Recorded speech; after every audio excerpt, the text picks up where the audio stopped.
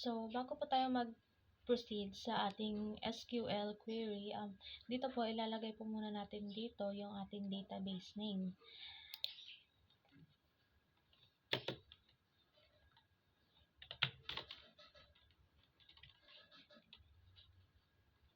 And then create.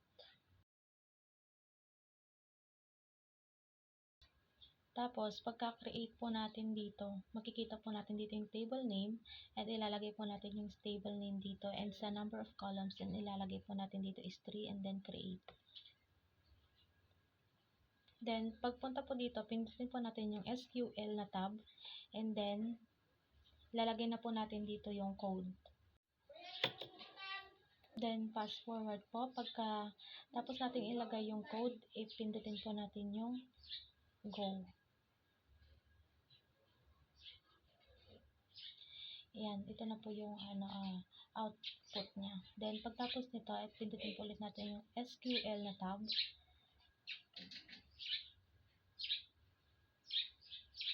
Then, ilagay po natin ulit yung code na into. Insert into. Fast forward po. Click po natin yung go. And then, ito na po yung pinaka-output natin sa insert into. And then, click po natin yung SQL tab. And then, dito naman, proceed na po tayo sa may drop table enrollment.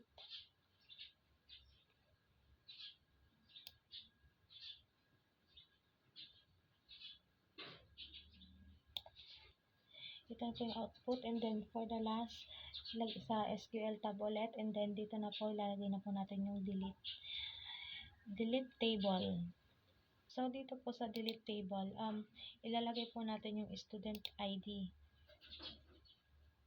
Kung anong table, kung anong student po yung i-delete natin.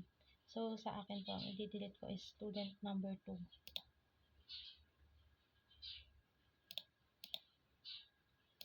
Then, yan.